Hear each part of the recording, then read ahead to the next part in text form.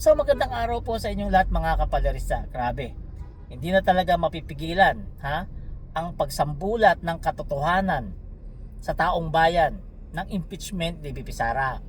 Kasi etong si Boying Rimulya pala pinapa-attend ng Kamara sa impeachment hearing sa April 14. Kasama na ang SALN ni BP Sara. Dahil kung matatandaan natin, sinabpi na ng Kamara yung SALN netong si BP Sara, ng Justice Committee ang nagsabpi na dyan. Ngayon, kapag umattend dyan si Boying Rimulya, dyan talaga magkakabukingan, dyan magkakabukingan kung ano ang mga kayamanan netong si BP Sara.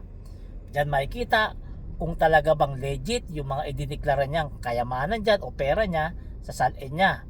Kasi titingnan dyan kung magkano yung sahod niya bilang Vice Presidente, magkano yung sahod niya bilang mayor dati ng Davao, at titingnan dyan kung tugma ba yung SALN niya sa mga sinasahod niya.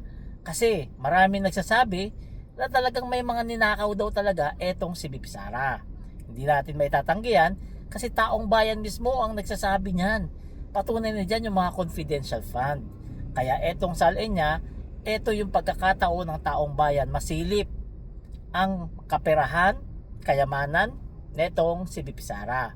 At ito ay malamang sa alamang ay dala-dala ni Ombudsman Boying Rimulya pagpunta dyan sa Kamara.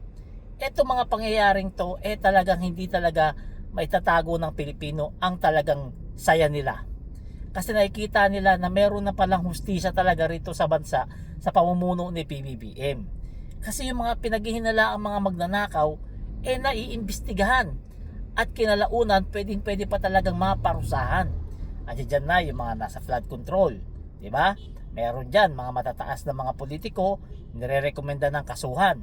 At eto na si BP Sara, yung sinasabing mga ninakaw niya ay iniimbestigahan na ngayon dito sa impeachment niya. Kaya etong impeachment niya ay tagumpay ng taong bayan. Dahil karapatan ng Pilipino malaman kung ano ang katotohanan. Kung magnanakaw ba talaga etong si Sara o pinagbibintangan lamang. Pero parang magnanakaw kasi talaga kasi hindi siya umaharap dito sa impeachment sa Kamara. 'Di ba? Kung wala ka talagang ninakaw, kahit saan ka pumunta, kayang-kaya mong harapin ang mga tanong sa iyo. Kung wala ka talagang binulsa, lahat ng mga paratang sa iyo ay kayang-kaya mong pasagin 'yan. Pero syempre, kapag may ninakaw ka, alangan kang sumagot sa mga tanong na baka naman kasi ikasira mo at ikaipit mo. At yan ang tingin ng ating mga kababayan dito sa impeachment ni BP Sara. Kaya abang-abangan natin ang pagpunta ni Ombudsman Boying Rimulya sa pag-attend dito sa impeachment hearing ni BP Sara.